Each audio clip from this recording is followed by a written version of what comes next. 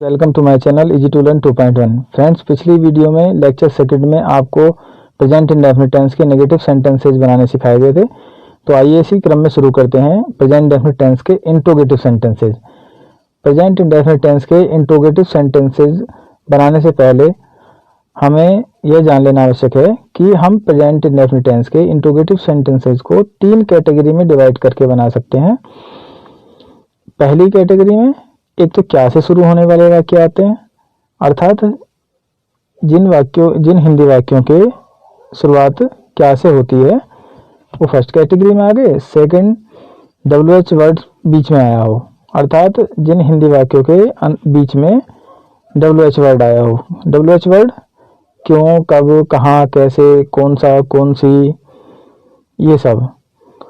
और तीसरी कैटेगरी होगी हु वाले वाक्य जिनमें कौन शब्द आया हो। एक तो प्रेजेंट इंडेफिनिट टेंस और पास्ट इंडेफिनिट टेंस, इन दोनों टेंसेज में हु वाले वाक्य अलग तरीके से बनाए जाते हैं। सबसे पहले अब आइए शुरू करते हैं क्या से शुरू होने वाले वाक्य।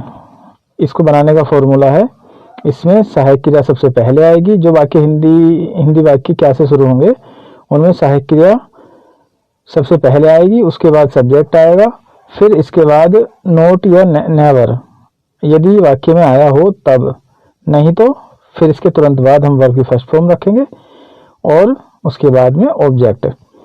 फॉर एग्जाम्पल, क्या तुम सुबह को नहाते हो। ये वाक्य देखिए, इसमें क्या से शुरुआत हो रही है इस वाक्य की, अर्थात WH वर्ड सबसे पहले आया है। तो इस प्रकार के वाक्य हेल्पिंग वर्ब से बनते हैं, हेल्पिंग वर्ब से ही स्टार्ट होते हैं। इसमें सब्जेक्ट देखेंगे क्या है, वर्ब क्या है, इसमें वर्ब है नहाना। तो कौन नहा रहा है, कौन लगाने पर हमें सब्जेक्ट मिल जाएगा, तुम सब्जेक्ट हो गया है। और लास्ट में ऑब्जेक्ट इसमें दिया नहीं है और इसमें बचा है सुबह को, टाइम। तो टाइम आपको पता ही है कि वो सबसे लास्ट में आता है।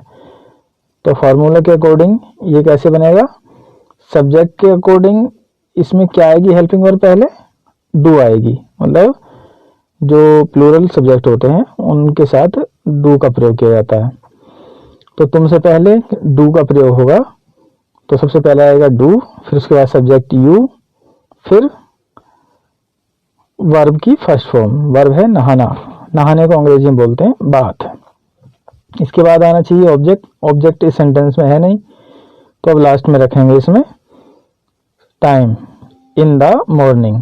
तो ये सेंटेंस हुआ do you bath in the morning. Example second देखिए, क्या वह रात को दूध नहीं पीता है।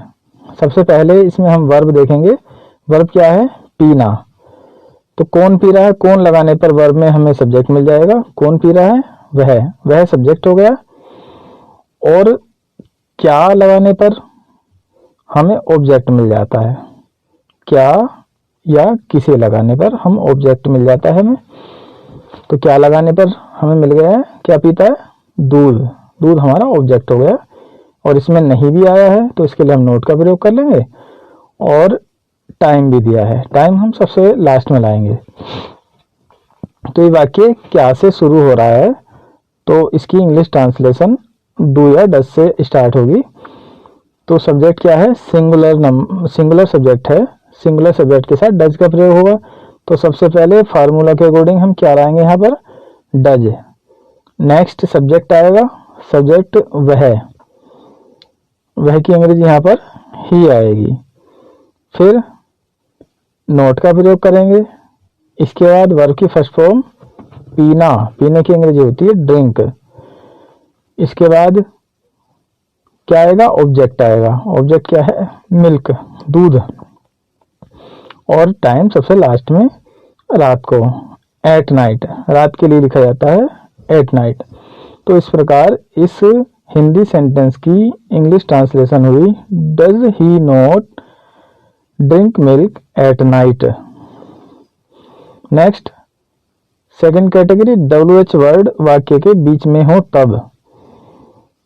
तो फ्रेंड्स, सेकंड कैटेगरी के अकॉर्डिंग अगर हिंदी वाक्य के बीच में WH वर्ड आया हो तब इस फार्मूला के अकॉर्डिंग हम उस वाक्य को बनाएंगे।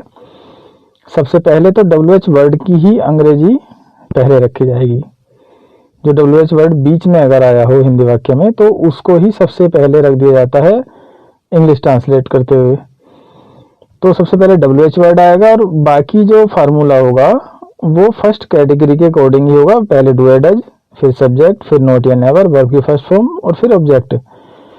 फॉर एग्जाम्पल, राजेश कभी इतिहास क्यों नहीं पढ़ता है।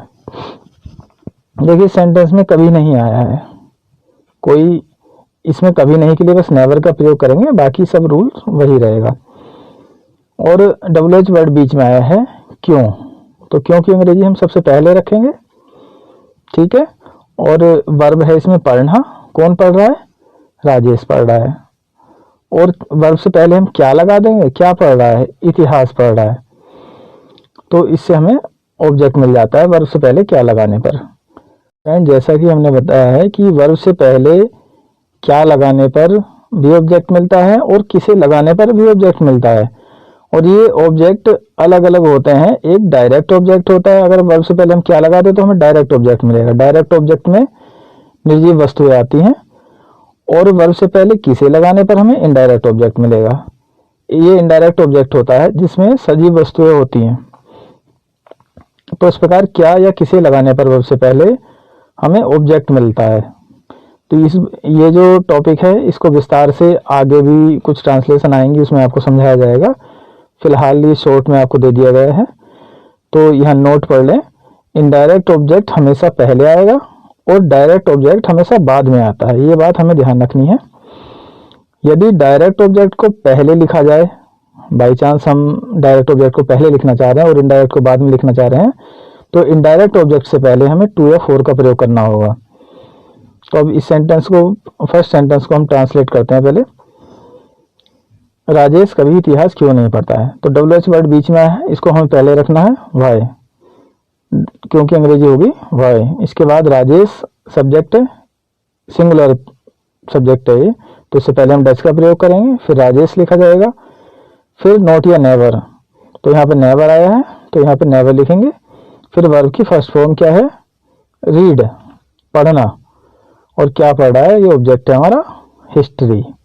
तो इस प्रकार इसकी इंग्लिश ट्रांसलेशन हुई, why does Rajesh never read. Next है कौन शब्द वाले वाक्य, जिन वाक्यों में कौन शब्द आया हो, मतलब प्रेजेंट इंडेफिनिट टेंस के इंट्रोगेटिव सेंटेंसेस जिनमें कौन शब्द आया हो उनको इस फार्मूले के अकॉर्डिंग बनाते हैं। सबसे पहले तो हम कौन शब्द की अंग्रेजी रखेंगे, हु। इसके बाद वर्ब की फर्स्ट फॉर्म में एस या ईएस जोड़ेंगे, फिर इसके बाद ऑब्जेक्ट आएगा। एग्जाम्पल, तुम्हारी सहायता कौन करता है। इस वाक्य में कौन शब्द आया है तो सबसे पहले हम कौन शब्द की अंग्रेजी रखेंगे, हु। इसमें वर्ब क्या है, सहायता करना, तो सहायता करने की अंग्रेजी क्या होती है, हेल्प। अब हेल्प में एस या एस लगेगा। एस या ईएस लगाने का जो फॉर्मूला है वो जो आपको फर्स्ट लेक्चर में समझाया गया है वही होगा। जिन वर्ब के लास्ट में O S H C H या डबल एस आया हो उनमें ईएस लगता है, बाकी सब में एस लगेगा। तो यहाँ हेल्प में पी आया लास्ट में, तो यहाँ पर एस लगा देंगे। और इसके बाद ऑब्जेक्ट क्या है, किसकी सहायता की जा रही है, तुम्हारी। हमने बताया था वर्ब से पहले हम क्या या किसे लगा देंगे तो हमें ऑब्जेक्ट मिल जाएगा। क्या सहायता से पहले क्या लगाया तो हमने इसमें कुछ नहीं मिला। अगर हमने किसे लगाया या किसकी सहायता की जा रही, किसे या किसकी, तो यहाँ पर क्या आ रहा है, तुम्हारी। तो ये हो गया हमारा ऑब्जेक्ट। तो ये इसका हिंदी इंग्लिश ट्रांसलेशन हुआ, who helps you. Second example, सड़क पर कौन दौड़ता है। तो सबसे पहले कौन की अंग्रेजी हु आएगी, फिर दौड़ने की अंग्रेजी इंग्लिश आएगी यहाँ पर रन्स, रन। रन में एस लग जाएगा एस के फॉर्मूले के अकॉर्डिंग। फिर इसके बाद ऑब्जेक्ट क्या है इसमें, सड़क पर, तो ऑन द रोड। इसका इंग्लिश ट्रांसलेशन हुआ, who runs on the road. अब लास्ट में ये होम टास्क दिया है आपके लिए, इसको इंग्लिश में आपको ट्रांसलेट करना है। क्या तुम रोज खेलते हो। सेकंड, तुम क्यों नहीं जाते हो, तुम स्कूल क्यों नहीं जाते हो, सॉरी। थर्ड सेंटेंस, राधा कौन सा गीत गाती है। फोर्थ सेंटेंस, तुम्हें अंग्रेजी कौन पढ़ाता है। फिफ्थ सेंटेंस, वह कितना दूध पीता है। तो ये सब सेंटेंस आपके लिए होम टास्क है, आप इसको इंग्लिश में ट्रांसलेट करें। और आपको एक बात बता दें कि ये जो सेंटेंस आपको एक्सरसाइज में दिए गए हैं तीनों लेक्चर्स में, इनको बाद में इंग्लिश ट्रांसलेट करके आपको एक वीडियो डाल दी जाएगी। तो अपना जो आपने अभ्यास किया है उसको आप उस वीडियो से चेक कर सकते हैं। तो फ्रेंड्स, आई होप आपको वीडियो ठीक से समझ में आया होगा। अगर आपको हमारा कंटेंट क्लियर हो रहा है तो आप हमारे चैनल को लाइक सब्सक्राइब करना ना भूलें, और अप टू डेट नोटिफिकेशन पाने के लिए बेल आइकन को दबाना ना भूलें। Thanks for watching.